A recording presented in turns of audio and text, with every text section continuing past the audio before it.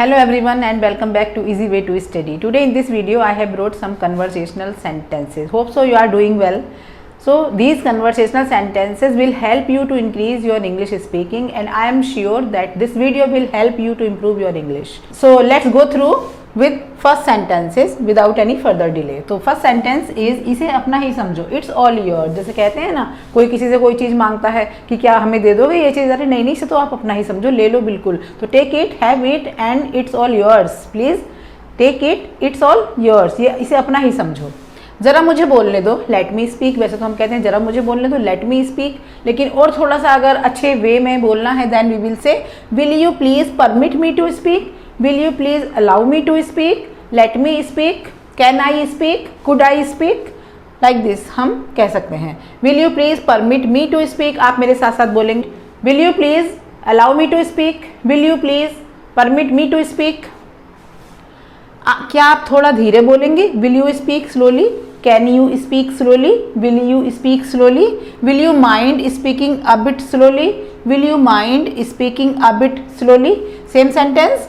क्या आप थोड़ा धीरे बोलेंगे या आप थोड़ा सॉफ्टली बोलेंगे, थोड़ा सा आप मुलायम तरीके से बोलेंगे, सॉफ्टली बोलेंगे या पोलाइट वे में बोलेंगे. Then will you mind speaking a bit slowly, will you mind to speak a bit slowly और softly. We can say slowly और softly.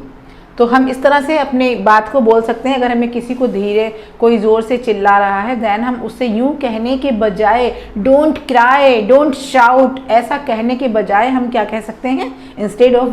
instead of saying that we should say will you mind speaking a bit softly, will you mind speaking a bit slowly or a bit politely. ठीक है. क्या आप मुझे बैठने देंगे? will you please let me sit, will you please let me sit और could you please let me sit और may I sit, can I sit. सबसे अच्छा सेंटेंस जो था वो मैंने लिखा है, will you please let me sit, क्योंकि हम सेंटेंस विल से शुरू कर रहे हैं. विल से, शैल से, कैन से, कुड से, जो भी सेंटेंस हम स्टार्ट करते हैं वो होते हैं इंटेरोगेटिव सेंटेंसेस. और कैसे होते हैं? क्वेश्चन टैग वाले होते हैं वो, जिनका आंसर हमें यस या नो में मिलता है. जैसे कि मैंने पूछा will you please let me sit, क्या तुम मुझे बैठने दोगे, तो आप सिर्फ यही बोल सकते हैं, या तो यस बोल सकते हैं या नो बोल सकते हैं. या तो आप मुझे बैठने दोगे या आप मुझे नहीं बैठने दोगे, दो ही बातें हो सकती हैं, यस और नो. तो will you please let me sit, क्या तुम मुझे बैठने दोगे, तो ये कौन से सेंटेंस है? विल से शुरू हुआ है, क्वेश्चन मार्क यहाँ पर लगेगा, इंटेरोगेशन मार्क ज़रूर लगेगा. विल से शुरू हुआ है, विल से शुरू हुआ है, तो ये है इंटेरोगेटिव सेंटेंसेस जो हेल्पिंग वर्ब होती है. एक हेल्पिंग वर्ब होती है ना, is, am, are, will, can, could, ये सब मॉडल ऑक्सिलरी भी इनमें इंक्लूडेड है, बट हेल्पिंग वर्ब है. जब हेल्पिंग वर्ब से सेंटेंस शुरू करते हैं then the sentence is interrogative sentence और क्वेश्चन टैग इनमें लगा होता है. क्वेश्चन टैग का मतलब यस नो आंसर होता है इसका. ठीक है. क्या मैं आपका थोड़ा समय ले सकता हूँ? Could you spare a few moments for me. Spare का मतलब होता है देना, बचाना. क्या तुम मेरे लिए थोड़ा सा टाइम बचा सकते हो, इस तरह से हम इसको बोलेंगे. तो could you spare a few moments for me, क्या तुम मुझे थोड़े से अपने कीमती पल, वैल्यूएबल मोमेंट्स हमें दे सकते हो, कुछ टाइम हमें अपना दे सकते हो. तो could you spare a few moments for me, could you spare a few moments for me. ठीक है. आराम से बैठो. जैसे कहीं जाओ और कोई कहता है भाई ठीक से बैठो, आप ऐसे पैर नीचे करके क्यों बैठे हो, आराम से बैठो, तो इसको कहते हैं be comfortable. Please be comfortable, comfortable हो जाओ. या please make your self comfortable, please make your self comfortable, please make your self comfortable. क्या आप थोड़ा खिसकेंगे? आपने देखा होगा कहीं बस में या कहीं मेट्रो में हम जाते हैं तो क्या करते हैं लोग, बड़ा ऐसे बैठ जाते हैं बिल्कुल जैसे दूसरे को जगह देना ही नहीं है बैठने के लिए. तो अब आप खड़े हैं बहुत देर से लेकिन आपका भी मन है बैठने का, तो आप क्या कहेंगे? उसको थोड़ा सा खिसकने के लिए बोलेंगे, है ना, थोड़ा सा मूव हो जाओ, थोड़ा सा खिसक जाओ. Then we will say will you please move a bit, will you please move a little भी बोल सकते हैं. Will you please move a bit और can you move a bit, can you move a bit और could you move a bit, will you please move a bit. ठीक है. ऐसा गलती से हो गया, माफ़ करना. It was all by mistake, it was all by mistake, या इट हैपन्ड बाई मिस्टेक, या it is done by mistake, it happened by mistake. Please excuse me, please excuse me, please pardon me, please और I am sorry, it was all by mistake, it is done by mistake. मेरी तरफ से भी माफ़ी मांग लेता। कई बार ऐसा है हम गलती तो कर देते हैं लेकिन माफ़ी मांगने की हिम्मत नहीं होती है, तो हम किसी और से बोल देते हैं कि अरे जा रहे हो ना, मेरी तरफ से माफ़ी मांग लेता, मैंने भी बड़ा बुरा बोल दिया था उनको। Then we will say convey my apologies, convey my mummy my apologies, convey to him, convey him my apologies और कन्वे माई अपोलॉजीज़। मेरी तरफ से भी माफ़ी मांग लेना, convey my apologies, convey my apologies, right. If someone says let's have dinner और let's have lunch, कि चलो तुम भी खाना खा लो, और आप पहले से ही खा चुके हैं, आपने उसका वेट ही नहीं किया, आप तो पहले ही खा चुके हैं, तो व्हाट वुड यू से?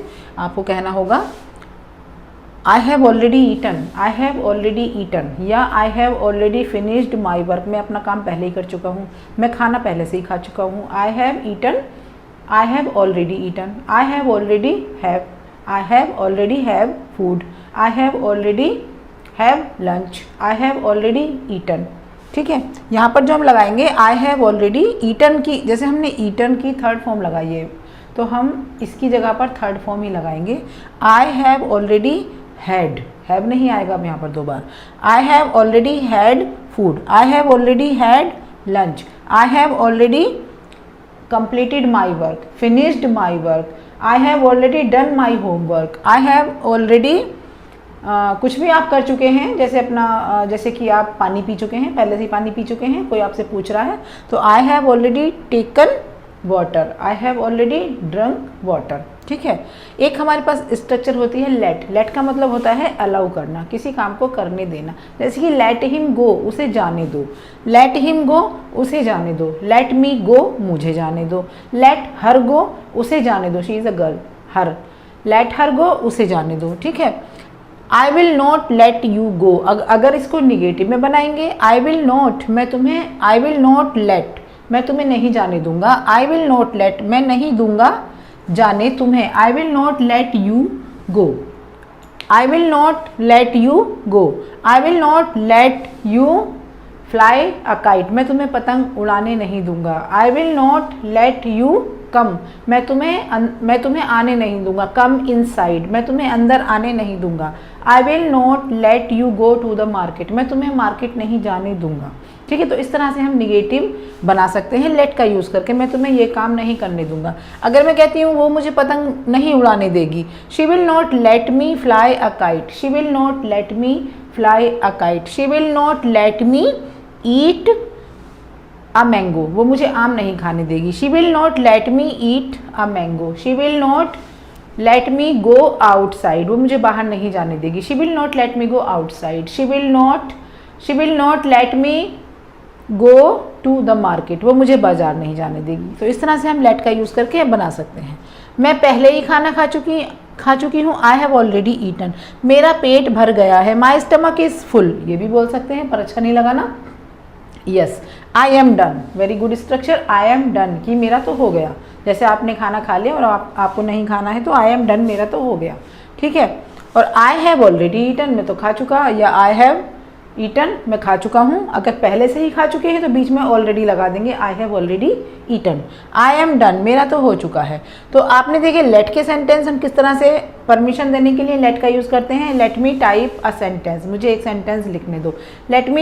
लेट मी मैसेज हिम, मुझे उसको मैसेज करने दो।